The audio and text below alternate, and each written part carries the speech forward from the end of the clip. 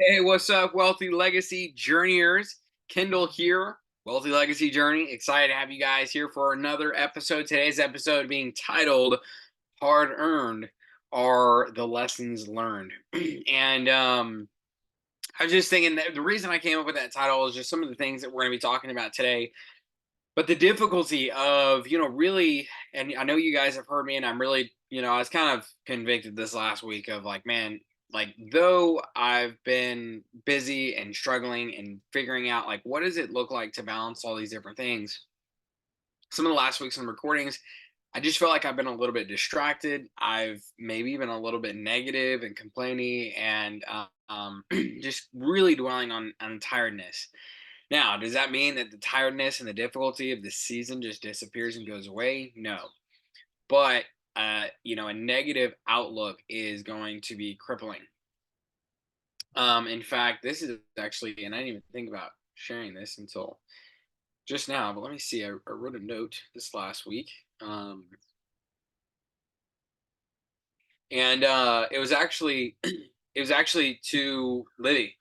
And I was talking about something that both of us really need to be working on. And I was reading the book Think and Grow Rich by Napoleon Hill, and I just kind of had some realizations at the beginning of this week, just about some of the negative things about some of the behaviors and the behavior patterns that we've been exhibiting lately. A lot of it being me, but I was also reaching out to her for just encouragement and accountability. But then also, I think we both need to grow. And so I want to read you. I will probably read all of it. There might be some pieces that, as I'm reading, I might decide are more personal. Like I said, I just decided to share this. But I said, dear Libby, we've allowed the tiringness of this season to rot our mindsets, our wills, and our speech. Negative mindsets have turned to negative speech, which has turned to destructive mindsets, which has turned into destructive speech, which turns into a defeated mindset, which has resulted in defeated speech and a defeated way of living. And I'm gonna just pause right there, because as you've heard in the last 2 weeks, just been like really tired, and it's been just a lot going on. And don't get me wrong, there is like with the job change, and the car accident stuff, and the garage selling, and the tax sales, and the kids having 3 kids, 4 years old and under is been a lot to manage and handle. Um, but I'll continue. We're doing this for our kids, our family, and our future. We're making sacrifice. Are we making sacrifices right now? Yes. But that doesn't make it wrong. We're moving in a definite direction with definite goals. And that was such important to me because this last week, and one of the big things that Napoleon Hill talks about in Think and Grow Rich is definitiveness of purpose, being specific, being absolute about what your goals are and where you're going.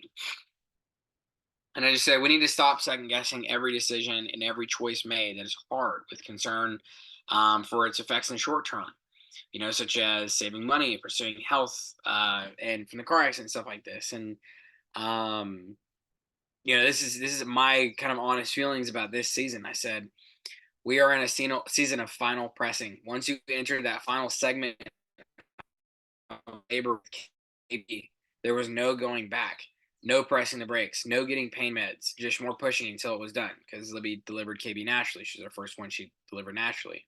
You couldn't think about everything in that moment. You just had to fully trust the Lord, focus on pushing, and fully focus on bringing KB into the world. Right now, we're pushing hard. We have we have a legacy and wealth building in the womb, and we're pushing hard to bring it into the world for everyone else to see. I understand that it's hard. I understand that everything that we're going through is hard, but we must stop dwelling on that. In fact, flipping houses is hard. My work environment has its challenges. Other things have been difficult, but we can't continue to dwell on that or continue in toxic negative speech about it. In fact, the garage selling is hard, and so are the tax sales, but we must at all costs avoid dwelling on the hard. So, what is the good? What is the positive? What is the goal? Where are we going? What will we achieve? I want to hold this dream with you outside of the womb of my mind as badly as you wanted to hold KB with me outside of the womb of your belly. But my job in labor was to lift you up and encourage you on. And I just said how we needed to, as a team, stop dwelling on the difficulties, and we needed to encourage each other and finish out this labor. Um, and then it kind of went into some other stuff. And so, basically though, it's just really like for all of us, anybody who's in Double Dare Your Money, anybody who's like building wealth in their legacy, like especially at the beginning as we're getting this thing going, I can tell you this since, like I said, this is my third time to build up to six figures. It takes a lot of pushing to get that initial $100,000. It takes a lot of pushing and pressing to get that initial amount. I'm not even going to sit here and lie and say that like, oh, this is super easy. You can do it in 30 days, like in your sleep. No, like not at all. It's going to take discipline. It's going to take very precise decision making. It's going to take being disciplined, being focused, having definitiveness of purpose, as Napoleon Hill said in Think and Grow Rich, which will be a book report coming out here soon. But with all that said, I'm going to kind of roll into some other things that I had to talk about this week. So I put up the $37.20 Double Dare Your Money poster just to kind of celebrate small wins and momentum along the way. Really cool thing that happened this past week is I sold an item, about tripled our money on it. It was a core fit belt. Let's see if I can pull here. I don't want to show anybody's personal information, but this sold. So I will just, well, let me see if I can click on the listing. Let's see. Yeah, okay. Here, this will work. I can show all this. So boom, sold March 21st. You guys can see that. It's like this workout core belt thing. And so it was really exciting. So basically, with that said, just to kind of break down the numbers so you guys can see what happened in that, go to my Google Sheets, go to my investments, Double Dare Your Money. This was Slender Tone. So we sold it for $23.30, bought it for $7.50, had a 210% return on investment, had $12 in profit, which is really exciting. And so we walked away with that. So I've got to edit the Double Dare Your Money sheet. And I also bought a couple other things for Double Dare Your Money. And I actually bought 3 Coach purses and a pair of shoes. It was a pair of Sperry shoes and it was actually 2 Coach purses and one little like wristlet thing. Got all that for $20 or a little bit less if I remember correctly. It was 450, 450, 450, and then I can't remember what the shoes were. Maybe the shoes were another 450. So anyways, maybe it was like $18. And I got a DVD player up that I had finally got a chance to test today. It's actually Saturday when I'm recording this, so I got a chance to test it this morning, and it was working. So I was able to put that up there as completely working with the remote and all that kind of stuff. So all the stuff for Double Dare Your Money, it's going really well. To basically be able to take capital that I received from selling an item, immediately roll it over into some other items is really exciting. I just want to give everybody a heads up for the Double Dare Your Money stuff, by the way, and the new kind of flow that I'm putting into place. So right now I've got like $400-ish of personal money just set aside to buy some bulk stuff for Double Dare Your Money. And my goal in that is to be able to create a little bit of an inventory that I can pull from. And basically, let's say I go to a garage sale and I buy, for example, the Coach purse for $5, then I will leave it in my inventory marked at $5. And then once I have extra cash with Double Dare Your Money, I could go and say, okay, hey, I'm now going to buy that purse for myself for $5. So I'm not going to be listing it all at one time. But I will go out because honestly, with my lifestyle of just family, full-time job, doing these episodes, my personal investments, garage selling, and then other random life stuff, I'm just running out of time.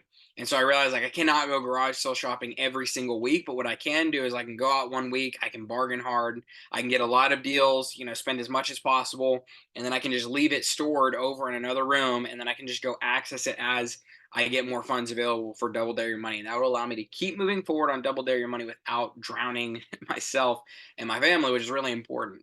And so I just want you guys to know it's still going to be just as fair as it ever was before, because I'm only going to be spending money from Double Dare Your Money, and I'm not going to be like listing it ahead of time and then like taking the money as it sells or anything weird like that. It's literally just going to be sitting there collecting dust, but it's going to be marked at the price that I bought it for at the garage sale. So that way I can just go tap into that inventory. And then when it starts getting low, I can go buy more, especially right now. Because to be honest with you guys, the question around our home has been, did we just trade our farm, selling our farm? Did we trade that for the double dare your money $0 to $1,000 journey? Because obviously the $10,000 to $100,000 is more for us figuring out tax sales. Because once Hudson closes, that's really the vehicle that I'd like to move into, to continue expanding, to build our own wealth, get me back to being self-employed, 100%. Obviously, at all times, like Robert Kiyosaki says, you have to mind your own business. You have to build your own business. So whatever you're doing right now, wherever your financial status is, you need to be building your own business, even if that's within double dare your money. But with that said, I want to be full-time self-employed. And so I see tax sales as being a route that's going to be able to make that happen for me. And so being able to build that and churn that amount from the 10K to 100K, mark, is going to be important. That's we really see the why reason of why we're doing that. But the why reason for $0 to $1,000, like, is it still worth it? And after talking about it, we said yes, because we love helping people, and we really want to see, we'd love to see the wealth legacy journey, double dare your money, grow. Because something, helping people is something that both Libby and I are both passionate about. We'd love to be able to share what we're doing here, and how it worked and why it worked and all that kind of stuff. But with that said, I think when we had that conversation, we kind of came down to, like, but we can't be doing it every week. Like, we cannot drown ourselves in tasks and to-dos and responsibilities. And so that's really where the idea came from, of, like, hey, what if your mom could take the kids for, like, Friday, Saturday, whatever, take the day off, from my normal job, and just hit all the garage sales that we can on a beautiful week, where there's going to be tons of garage sales, and just buy a whole inventory, and then we can just slowly tap into that and go through it over time. And so I think that that'll be a little bit of a healthier dynamic. We're just trying to figure out, because, like, for you guys, you're probably gonna have family, full-time job, and then your double dare your money, right? Your investments. For me, I've got family, full-time job, and I'm doing these episodes and the double dare your money, and recording the content for double dare your money, as well as the wealthy legacy journey, vlogs, and that kind of stuff. I've got my own personal investments. I've got deals from past positions that I'm still trying to close, as well as my current position, because the way this transition has happened has just been kind of an interesting one. Um, and then we're still dealing with the car accident stuff. So we're still going to the therapy and all that kind of stuff to finish out that, and that'll be for at least another 6 weeks or so at this point. So got a few things on my plate. Also, most people don't have 4 little kids or 3 little kids under 4, which has proved to be a challenge to take the 3 of them garage sailing with us. Seems like, and I love them. Like, my kids ever go back and watch these episodes, like, please don't ever feel like you were a burden to me. You're not. But the reality of it is, things tend to seem to take 3 to 10 times longer with kids than they do if you can literally just park, unbuckle, walk up, check everything out, and then you just, like, walk back out. Versus with them, it's like, we got to buckle the car seats, we got to walk around, we got to answer questions, we got to don't touch stuff, stop messing with stuff, parenting as you're trying to think, as trying to negotiate, then getting them back to the car. It's just like this whole thing. And we were like, okay, it'd be nice if we could have her mom or my parents, something like that, watch the kids and just knock out as much as we could in, like, a day or 2 days. But one of the things that I'll talk about, and I just want to address, is I have been, in my own personal journey here, been struggling with this job change. I've been struggling with the fact that I'm changing jobs again within such a short amount of time. I can tell you this much: it makes me want to be self-employed again so bad, and it just fuels my fire. And sometimes, Libby will be like, hey, what's going on? And I just tell her, I'm like, I'm just soaking in this feeling so I don't forget, so I don't make the same mistakes that I did the last 2 times again on this one. I'm not going to take the money that we make from Hudson and start buying stuff. I'm not going to buy a truck. I'm not going to start spending it on life. I'm not going to increase, my income, my paychecks, or increase what I expend, my expenditures in life. But I literally want to reinvest 100% of that, outside of our tax and tithe money that we get. And so yeah, I mean, I have been struggling with that job change, though, and just figuring out, it's like, how do I get in the rhythm of this? How do I get into, like, believing this again? believing in what I'm doing here. I was so when I first started, it was like I was going to learn to be content being an employee, and this has been extremely challenging. And probably a lot of my challenges come from I've tasted the fruits of being self-employed. And so I'm struggling coming back to that employee role because oh my goodness, is it amazing to be self-employed. It has a lot of challenges and difficulties, but has freedoms as well. And I personally love those freedoms. Plus, on top of that, project management, managing these flips, it was honestly the one thing that I didn't want to come back to if at all possible, but that's a whole nother whole nother thing. But yeah, it's not ideal, but puts food into my baby's bellies. It takes care of my family. It keeps a roof over our head. So praise the Lord for all of that. And it's just a season I have to go through. Um, another thing that I'm really working on, trying to figure out is what is that process and flow going to look like for tax sales. So as you guys know, it feels like kind of beating my way through getting this first tax sale taken care of.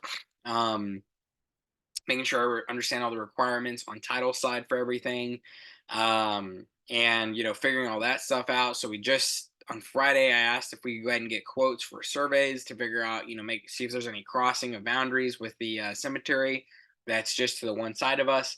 And if there is, I'm gonna have to figure out that. I've never done something quite like that. Of having to approach somebody that's trespassing about, either especially something like that where it's like, you can't just move that kind of stuff.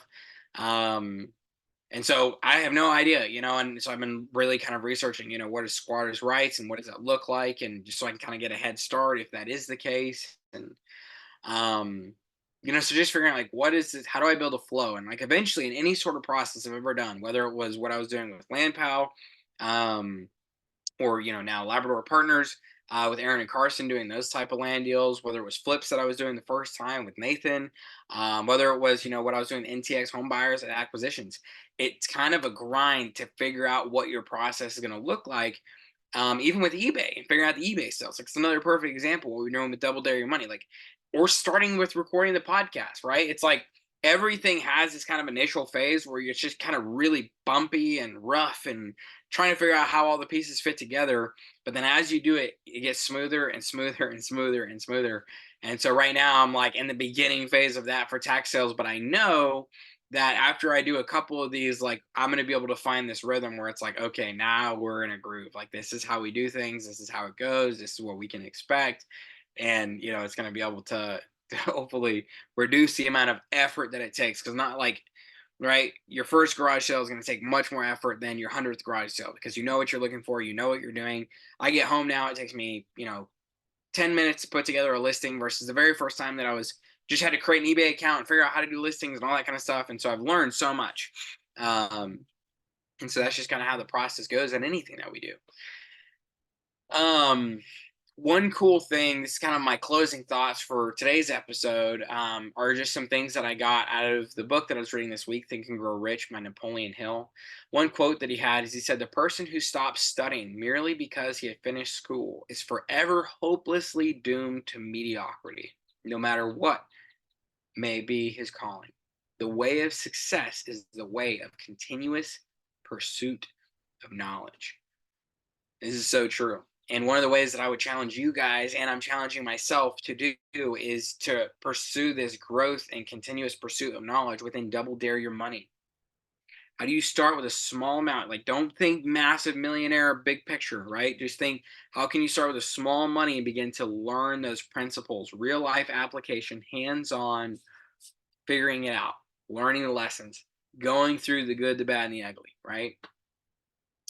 Um, and one of the other things that I grasped out of the book this week is I just realized I need to really personally grow in in confidence in the true value that I'm able to bring to the table, especially in real estate.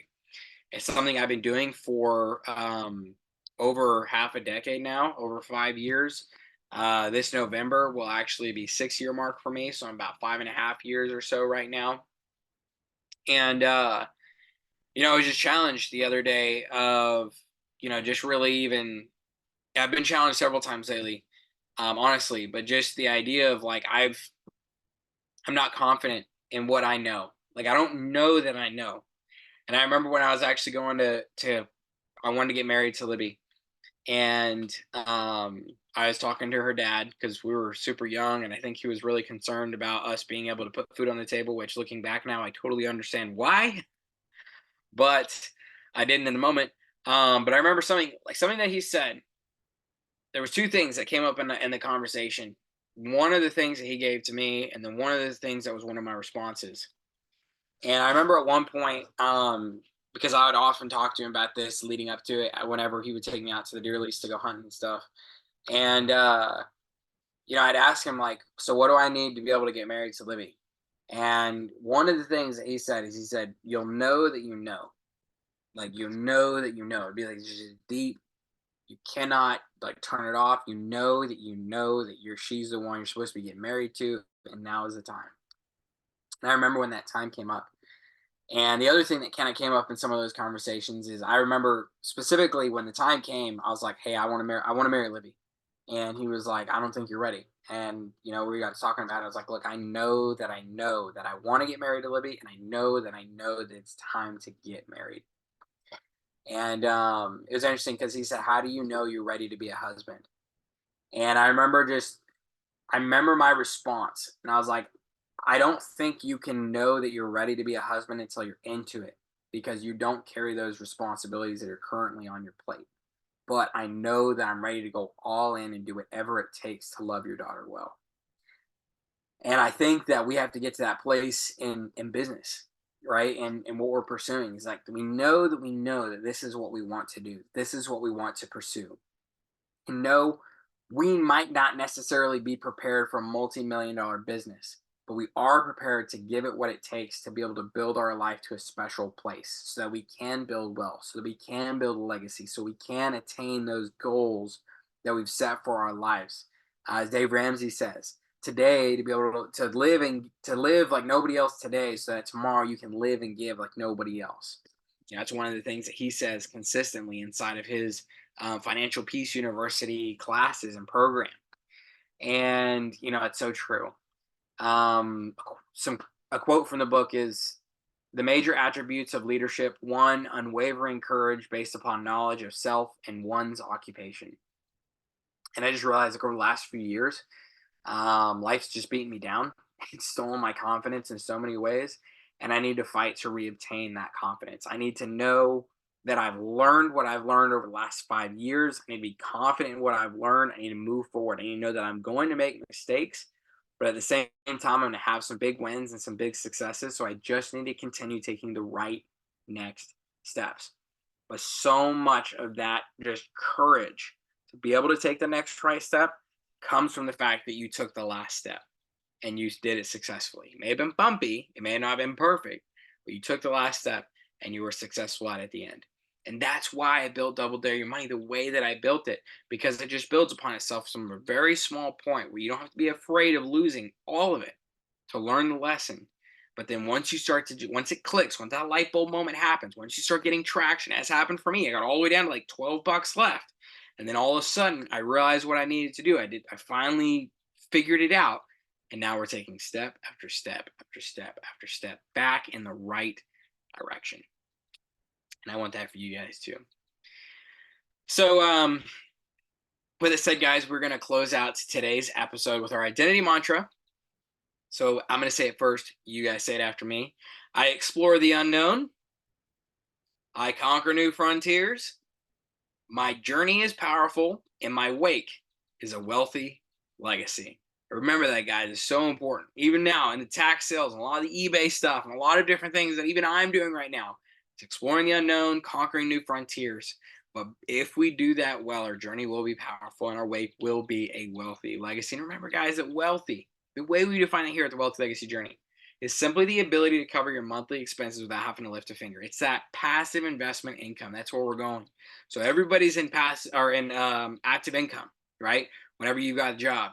But then you can go to active investment income, where you're trading active income is trading your time for money. Active investment income is trading your time and money for money, which is a lot of what we're doing. Actually, basically everything that we're doing inside of Double Dare Your Money. We're investing money, and then we're using our time to list these things and negotiate and all that kind of stuff. And then eventually that gets sold and we have to ship it out. If we're at the eBay level or if we're at the tax sale level, you have to spend your time to do due diligence, go getting the to go buy the land, have it listed and all that kind of stuff. But eventually, to get to passive investment income, where maybe we're just putting money into a company to get a 5% annual yield on dividends. And we literally don't have to do anything for that company to be able to make us money or to get paid our dividends. Has a very small ROI, but it builds wealth over time, and it's completely passive. So that's what we're building towards. Or maybe it's like managing, that. Anyways, there's lots of different options, but simply put, that is how we define wealthy. And legacy is leaving a long lasting impact on others who come after you as they receive the fruit of your labor, whether that fruit be good or bad. We're all going to leave some fruit. So make sure you guys are planting good seeds, cultivating good trees, and to be able to produce good fruit.